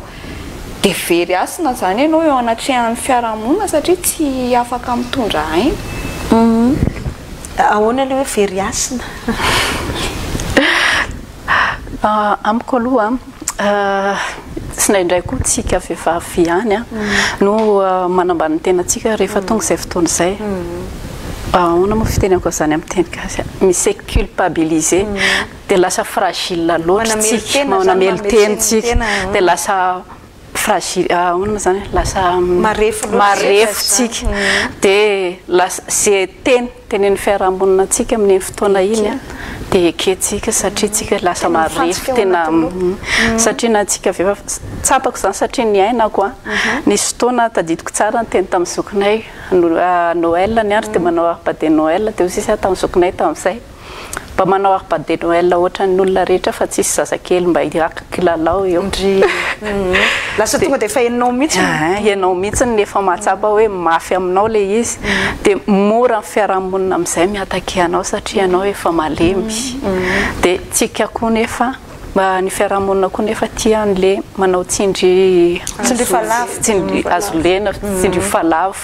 zay na hitatsika ena eny Facebook eny ara tena vetivety kely ny fitsaran'olona manana bac plus 5 daholo eo amin'ny fitsaram-bahoaka hatray docteur daholo fa tsy bac plus 5 raha misy vehivavy enjehana eo de jerevana eny commentaire fa ny 90% manenjika eo vehivavy tena grave mihitsy ahoana ary ny anovanan'izay zay koa anankiray tena mbola combat anankiray mihitsy hoe ahoana ny ahafahan'ny vehivavy samy vehivavy mifanohana fa tsy mifanenjika ka le problème an'le izy koa le vehivavy be de be de lehilahy vitsy de le concurrence zany io zany tena enjana de misy koa concurrence déloyale de mifamingana ary tsika indray ve efa nahita tokantrano tsy misy zanaka nefa sambatra misy any zany fa le lehilahy foana moa tsy maintsy mipese an'le lehilahy le izy voaingana zao no resaka tamin'olona de niteny taminahy izy hoe efa 10 taona ozy izy zay sy ny vadiko no miaraka fa mbola tsy manana zaza zay satria zay manana projet anatin'ny fiainana zaho izy efa manana faniriana ihany satria 10 taona kosa ve fa izy koa nefa ozy izy niderako an'le vadiko io izy manana an'le hoe matahotra koa izy hoe quel monde on va laisser à nos enfants de matahotra izy ozy izy ao anatin'le izy fa zareo miaina tsara fa tsapanao ihany zany le ramose manana kely mafesabesatra kely ihany fa izy zao ataontsika hoe efa mety hoe manana fisainana mivelatra kokoa de le fafalipon'le vatany no important ho anazy no le désir an'le anan-janaka donc zany possible ny tokantrano anankiray misurvivre amin'ny tsy fananana zanaka oui possible raha ohatra mahay mifanohana le mpivady fa sy indraindray rehefa miditra anaty tokantrano ohatra ny faly fotsiny le manao mariage de le miteny hoe pour le meilleur pour le pire fa rehefa tonga eo amin'le pire nefa tsy hitadidy zay de zay ny tokantrano malagasy zany marefo raha vao tsisy zazakely zay fahitako anazy satria tsy mahay mifanohana tsy mahay mifampicomprendre tiany mpivady tovy amin'izay ihany le fantaniko fa somary mitatra kely hoe misy tokantrano ve possible ve tokantrano survivre zany hoe mety mitovy hevitra ihany izy mivady zany hoe bon pour le meilleur et pour le pire tokoa de na tsy misy asa de miaraka fa mafy loatra indray le lanjan'ny fiarahamonina sy le endrika ny fiarahamonina de mety misy fiatraikany ihany ao anatin'le tokantrano ka amin'izay fotoana zay ne ka misy fotoana foana tsy mandalo ao an-tsaina zay na ho an'le vehivavy ary na ho an'le lehilahy hoe tsy misy zazakely fa zay le hoe mila mahay mifanohana misy fotoana mety hoe reraka ohatra raha ataoko amin'anto hoe mety reraka mieritreritra hoe tsisy zazakely mantsy ato dia anjaran'le lehilahy manohana an'le vadiny hoe tsy maninona fa ataontsika izay mahasambatra antsika rehefa tonga ny fotoana koa satria na dia ny lehilahy miseho hoe matanjaka izy misy fotoana malema ny lehilahy dia anjaran'le vehivavy manohana anazy dia tokony izay ny atao hoe tokantrano fa tsy hoe rehefa malemy le lehilahy dia manohana le vehivavy fa rehefa malemy le vehivavy dia andeha hijery any ivelany ohatrany tadimentry ka le lehilahy misy tsy haiko indraindray l'herbe est toujours plus verte ailleurs azay foana ko rehefa indraindray dia vao misy problème kely ao anatin'le tokantrano dia ohatrany misy dia voly kely manetikitika kely foana ianao hoe raha tary zao dia mety zao tary zao mety zao dia le misy koa ary indraindray le comparaison sy le ohatrany hoe manenina tampoka hoe mieritreritra an'le olona niaraka tamin'ny tany aloha ohatra mety mahita izy hoe nanana zazakely le vehivavy dia eo amin'izay le teny marary le tenen'le ramatoa teo hoe raha niaraka tamin'ny anina zao hoe fa nanany zanaka fa firy ny zanaka ihany na zavatra ohatran'izany nanenina ihany ny saraka taminazy dia le izy rehefa ianao rehefa marary anie ianao dia système de défense le izy dia lasa mamoaka teny marary ianao tsy na fa tsy hainao hoe ahoana ny amoahanao an'le alahelo-nao ny fomba fijery ny fiarahamonina ny fomba fijery ny fiarahamonina ny fomba fijery ny fiarahamonina verimberitsika foana ao anatin'izay ndika fa raha tsika ty fanazavany mpandinika fiarahamonina anankiray ty hoe tatakan'izao ny fomba fijeran'izay hoe olana amina vehivavy na amina tokantrano tsy niteraka izay dia izy zany ohatrany hoe nitsika mihitsy niraisina atao anatin'ny fandarana aloha hoentina atao anatin'ny fandarana hoe misy point de vue psychosociologique na sociologique ihany koa na anthropologique mihitsy azangamba tsy fantatro ao anatin'izay hoe resaka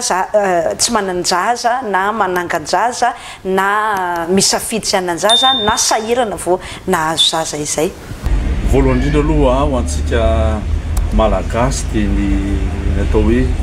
fanambadiana dia hoe hiterahana misy teny mihitsy hoe ny anambady kiterahana ka ny vehivavy zany dia tena hoe zay mihitsy moa anisan'ny tena hoe fiavahany vehivavy mihitsy natao hoe hitondra voaka zany hoe zay ny tena anisan'ny ankiray hiavahany amin'ny lehilahy mitondra voaka zany hoe ampitahina zany dia ho antsika malagasy moa zany zay le hoe zanak'izay dia hoe tsodrano avy amin'Andriamanitra zany zay ndray zany ny fandraisana azy na ny amin'ny teny soratra masina ary zany misy olona zany tena hoe momba hatrany amboaka ihany koa sy ny karazany fa eo ihany koa zany hoe misy ny tsodrano avy amin'Andriamanitra fa misy koa ny fiandrasan'ny fiarahamonina hoe rehefa teo hoe dia miteraka indraindray le tamin'ny fomba fahiny mihitsy hoe raha tsy efa hita fa efa mitoejaza le olona zay vao ampakarina ho vady misy olona manazany fomba zany be da be mihitsy zany tsy ihany zany efa tena azo antonjany fa satria zay le hoe mitaranaka fitoizana izay zava-dehibe eo anivontsika malagasy ho an'ny olombelona mihitsy zany ka anisan'ny tena omen'olona lanja moa zany zany hoe ny fiterahana zany ary lasa enatra ho an'le olona sasany izy lasa tahotra lasa miteraka ratra ao anatiny hoe tsy miteraka alahelo lava ao anatin'ny vehivavy mihitsy misy vehivavy zao hoe tsy maintsy asorona ny trano zanaka ao no ny anton'ohatro zao lasa alahelo zany ady hevitra be zany misy ireo le hoe efa hoe hatrany amboaka tsy miteraka efa hoe zay mihitsy hoe tena tsy miteraka misy indray no ny antony zao misy hoe ataony olona ny fomba tsika malagasy koa misy le hoe tsy miteraka no zavatra ataony sasany le hoe lafika sy ny karazany zany ko zany sakatro zany fanaony olo zany dia lasa misy fanilitsiliany reny indraindray izy ao anatiny maratra fa ny fiarahamonina koa ndray mety militsika indrindra ny havan'ny lahy indrindra ny lailahy sasany misy mihitsy ary misy eto amintsika misy ataontsika hoe toerana sy fiaviana sasany raha vao tsy miteraka mihitsy dia isarahana fa vita ilana zay mila fitaranaka na ataonao ihany fa hitsakitsahany ohatr'izay fa misy kosa mahay hoe hifanaraka zareo dia hoe atsika anangan-janaka tsika anao an'izao ndao tsika nandra indray le olona teny hoe hikarakara olona sahela fotsiny fa ny fifankatiavantsika ihany dia omena lanja ihany fa na izany ary ny fiarahamonina misy manondrotondro mbolitra iny le momba iny tsy miteraka ohatrany mahazo faniliana misy hoe ohatrany olona voaozina ho an'ny sasany zany misy hoe ataony olona misy noho ny aretina sy ny karazany ka dia manahirana foana zany ny fiarahamonina fa efa misy kosa mahay hoe mifanaraka tsara hoe tsika na tsy miteraka ary hanao zavatra soa hita amin'ny fiainana zay no efa nataon'Andriamanitra dia raisina fotsiny le fanambadiana fa misy fomba fiterahana amin'ny fomba hafa koa fanaovana soa famelomana ny fiarahamonina misy ireny sasany dia antaonary ianao raha hiaraka amin'olona famy fa itsika hijanona ty any hitanao zany milasa azo fijaliana izy indray misy fiaretana fotsiny zay mba isy ny faharetany le tokantrano ka salasala amin'izany zany zavatra hitako hoe mila tsika hoe fampijery tsara ihany hoe raha ohatra tena safidin'olona sasany moa tsy hiteraka hafa mihitsy zay fa roa ny antony tsy azo anoarana eo koa le hoe fifankatiavany lasiny vavy dia zava-dehibe koa zay misy fomba fiterahana amin'ny endriny hafa eo anivon'ny fiarahamonina mitondra soa mitondra aina ho ampiarabelona azo atao tsara koa zavatra ohatr' zany fa tsy hoe hoentina hifanaratsiana fa raha ohatra hoe safidiny koa moa izy ahoana moa no ahafahantsika hoe hanaratsy fa le indrindra moa le avany lahy tiatenena zany avan'lay raha matetika surtout ny any amin'ny tontolo ambanivohitra ny sasany tena masika be mihitsy raha ohatsy ina nanaovana eo an-tranonao hitehirizana anao sy karazana dia samy manahirana zany zay mba tiako resana hoe mba asitsika fanovana fomba amin'ireny fa efa malahelo izy no zavatra mahazo anazy ohatra dia mbola ampitsika alahelo oatra zany dia lasa ohatran'ny faniliana fanaovana tsinitsinina lasa fampahoriana olona ny fiainana raha ohatr'izany foana ny hoe ataontsika zany dia zay ny amin'ny zavatra misy zavatra hoe safidina misy no ny aretina misy ataon'ny olona koa hoe lafika sy ny karazany reny zany fa misy koa zany zavatra tsy takatry ny saintsika mihitsy zany indraindray hoe mivokatry ny ataotsy hoe malformation no ny resaka vatany misy resaka ny hormone tsy mandiarana misy zavatra misy antony betabe zany zavatra io fa indraindray tsy tonga dia maka zay satria ny tsika hoe ny fanambadiana hiterahana ka rehefa tsy afaka manao an'izay dia ohatry hoe ozony zany tsodrany tsy azo avy amin'Andriamanitra zany ka lasa ozona ho amin'ny fiainana ka zay mihitsy sasany hoe tombitana dia mandany vola makary mitsapo tena manamboatra an'izao misy azo tsabony fa misy tena tsy azo tsabony mihitsy dia mandany vola amitiarena mitotototo ary manaova an'izao ony manaova atao daholo ny zavatra na mifona hoe manontsy fanao mihitsy ny olona sasany eny indray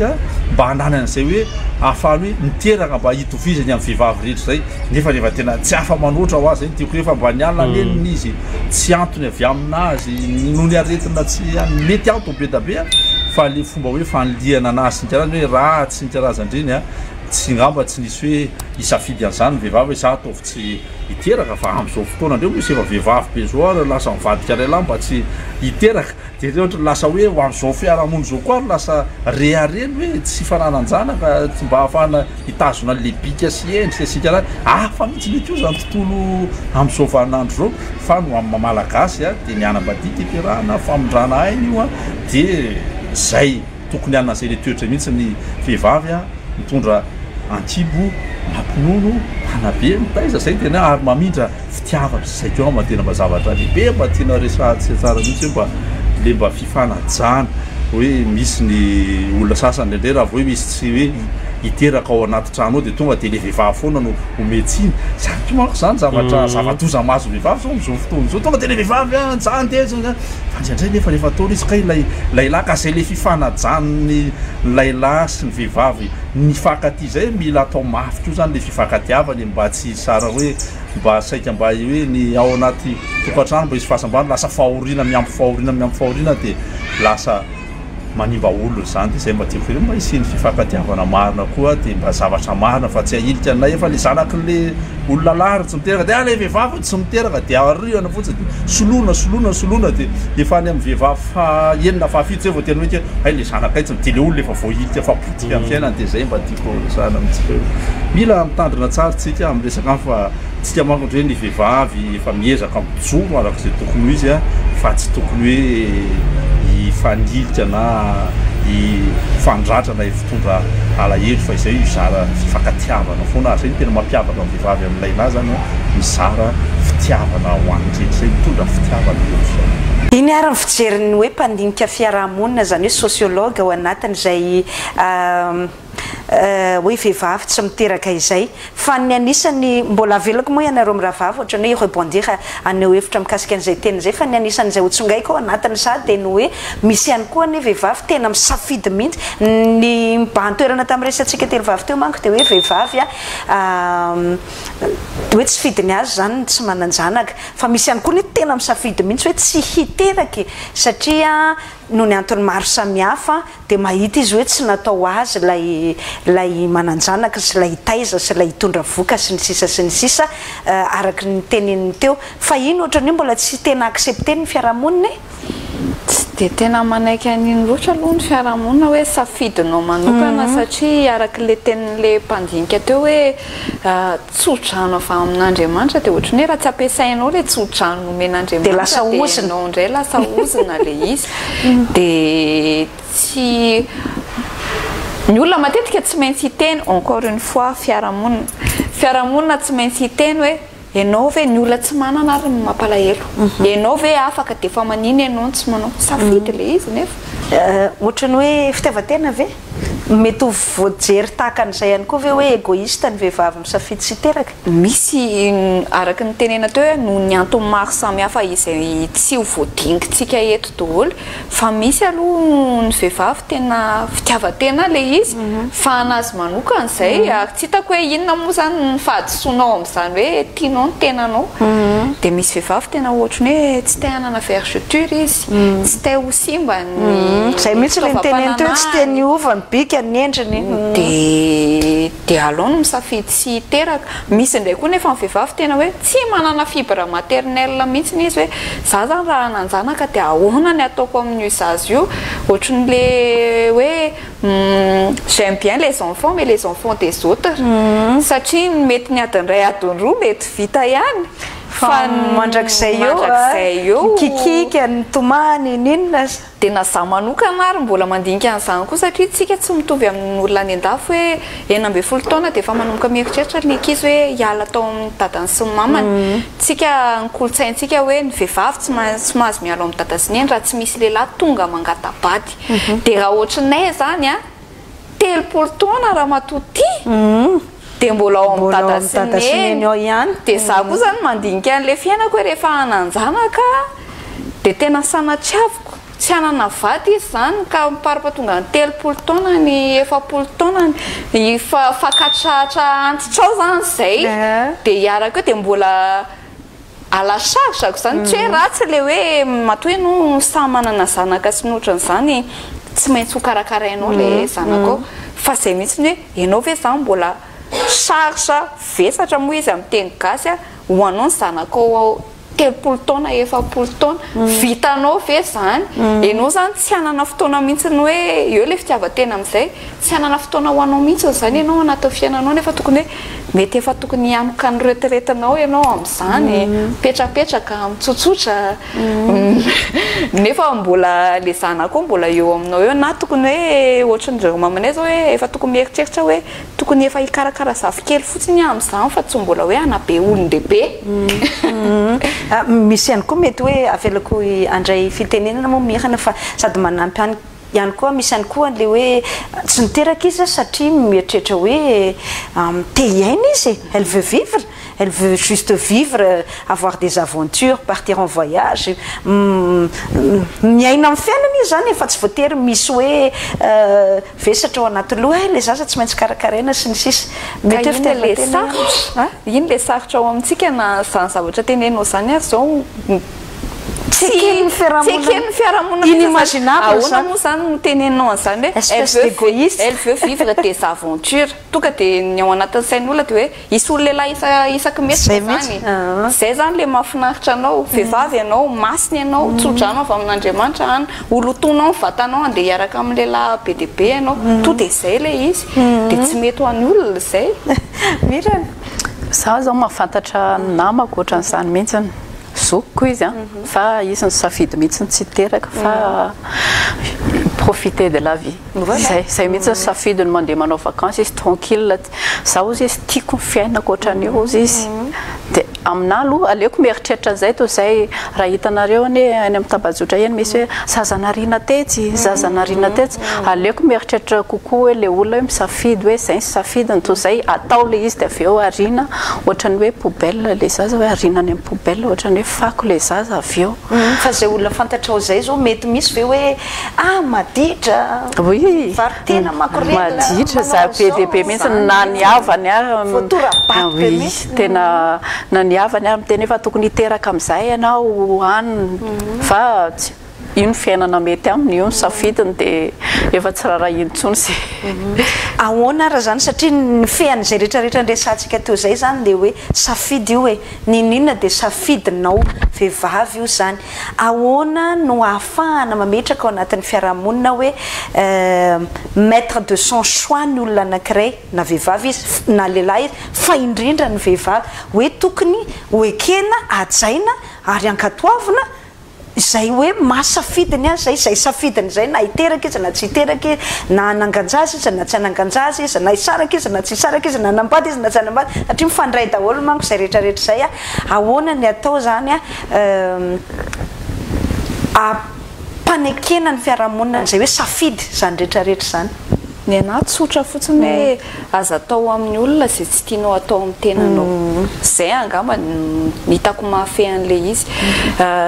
na iovavanao amin'ny teny io ary mandratra olona io mahafinaritra anao ve raha tenenina hoe momba ianao mahafinaritra anao ve raha ohatra ka tenenina ianao hoe nanala zazy mahafinaritra anao ve raha tenenina azoazaina ke nanala zazy tsy mahafinaritra mihitsy nyzany tsy mahafinaritra ny kritika dia zay hoe avatopadio impito ny lele zay vao miteny satria tsy hainao ny zavatra iainan'io olona io ary mety misy olona miezaka ny anana zaza efa ela be ataontsika hoe 10 taona 5 taona teo ihany ny fitenenanao anazy an'izany eny dia mivesatra ho anazy fa ianao tsy mahalala zay zavatra iainany dia zay fotsiny isaka mahita azy dia fa iza ihany ny zaza satria ianao tsy hita tara amin'ny olona ny projet anao rehetrarehetra tsisy mahafantatra zay any ambadika any mety hoe aretina le izy dia reny aretiny reny koa reny hoe sarotra be zany vomay ianao mampiditra aretsaina ao anatin'le olona hoe za efa zao ny zavatra iainako ve dia mbola tenenina an'izany ihany dia zay mbangoko tokana izy hoe reto azo atao amin'ny olona zay tsy tianareo atao amin'ny tenanareo dia avelao ny olona iaina avelao ny olona iaina dia ngamba mety hoe manampy an'izay fa sady meko fitenenana ihany moa mirana ohatrany hoe afaka manao tsara fanahy koa soyons bienveillants fa maninona ny tsy maintsy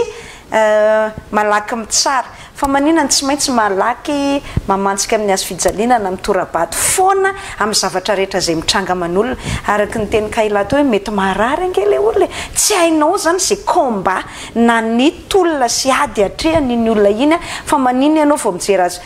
nananina angamby ty matoa nananina anina angamby ty tena matoa zao aiza koa dia misy vehivavy tsy hiteraka zany aiza koa misy vehivavy tsy hiteraka zany aiza koa misy vehivavy momba zany raha tsy efa nisy problème tany anatiny tany efa nanala zaza impolo izy ohatran'izay fa maninona ny tsy maintsy mitsara foana maninona ny tsy maintsy malaky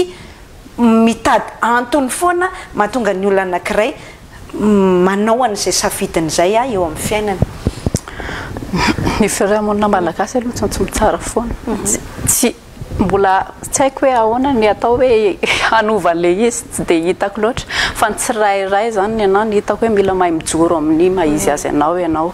na inona ny tenenin'olona momba anao na inona ny tenenin'olona momba anao ianao ihany mafantatra ny fiainanao mafantatra ny zavatra ny ainanao mafantatra ny lalana ny lalovanao dia mijoro amin'iny dia avelao ny olona iteny fa rehefa elanelany angina izy fa hitany hoe rehefa tsy mangina mihitsy dia avelao izy iteny foana rehefa mba miteny ihany dia maninona raha tsy mba discours bienveillant indray ary maninona rehefa mahita ny olona tsy voatery manontany ianao hoe roviana le zazakely fa ohatrany hoe mba maniry erika raha mba manana zanaka kendry ohatra hoentisika mijery jiro ohatra zavatra ohatran'izany dia mamaly fotsiny ohatra le vehivavy hoe tonga ihany io amin'ny fotoanany fa mba zavatra pozitiva zany le izy fa tsy hoe tonga dia mamantsika fa mba zavatra mba mahafinaritra efa metimety akitsika izany fa sao dia mba tokony mba hiaraka amin'olona amin'izay ohatra au lieu de anontany fa mbola tsy mety mahita sipa ihany very ka ila ndrikatratra zao sy le hoe tsy matazana lehilahy tsy matazana lehilahy za rehefa hoe mila mangingina ony anatina salama soatran'izany fa le fanaovana salama mihitsy ny tsy ahitana olona erahana fa matahotra ny olona hoe sao dia any anaty salamano ony ndrefa tonga am'le hoe tsy rarahako zay vavany olona samboly fa tena ndraindray marary any tena toka de tsoko fa miena le izy plus ianao melibe plus miena le izy fa raha ataoko hoe tamin'ny 20 ans niakatra teo hoanina teo marary tena marary satria ianao koa mbola tsy mety hoe tsy manana tsara an'le azon-damosina mametraka hoe za zao de mivava fotsiny moa zany tety amin'ny télé hoe za tsy rarahako zany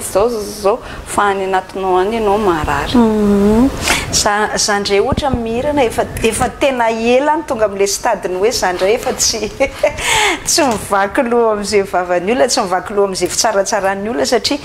marina loatra ny teny mirana teo hoe ianao malala ny ainanao tsy nisy am'ireo olona rehetrarehetra miteny manenjika anao mitorabato anao reo ny ainanao afa-tsy anao rery ihany dia ianao mafantatra ianao malala fa rehefa madio ianao sy ny tenanao sy ny conscience anao dia efa izy zay indrindra dia avelako anao ny conclusion raha ohatra ka manana conclusion mirana dia miroso makany amin'ny famaranana ny fandarantsika efa satria any miresadresaka eto fa efa dindam tapitra fotoana atsika ny anahy zany le amintsika ty mitsara olona fotsiny ana matetika ny olona anankiray rehefa mamelo olona anankiray dia satria malheureux izy zay rehefa malheureux anao amin'ny fiainanao dia tia manenjika ny hafa dika zay atomboy aminao mitadiava zay zavatra mahafinaritra anao dia mety mba hiovako ny fijerinao ny hafa sady le izy aloha hatreto mbola tsy voaporofo mihitsy napa multimilliardaire le fanenjehana sady tsy namanjany tsy nazahoana lehilahy tsy nahavany olana atao anatin'ny fiainana ny fanenjehana olona mbola tsy nahita mihitsy aloha en tout cas hoe mitondra inona manao zany le fanenjehana olona mideverser haine mideverser frustration any anatin'ny tambajotra any sy ny sisa mba efa manan-karena ary ve zao reny olo reny le na ny amaranako anazy angamba resahana foana nanomboka tamin'ny émission voalohany ka hatramin'ny androany le resaka le ohatranay hoe tsy manambady na mananiany any moa zany miteny eto hoe mbola manao annonce hoe manao annonce soatran'izany fa tena marina za aloha am'izao fiainako zao tsy hitako hoe inona voilà tsy hitako hoe inona loatra le olanao anatin'le izy fa zay ohatra ny vehivavy rehetrarehetra hoe manana faniriana fotsiny ny anana namana rehefa tonga amin'ny fotoanany manana faniriana mety hoe ananjanaka rehefa any oriana any koa rehefa amin'ny fotoanany fa miandro fotoana zany ny zavatra rehetra dia tsy maika ao anatin'le izy manao an'le hoe bon misy izy tsara tsy misy izy dia tsy mahina koa tsy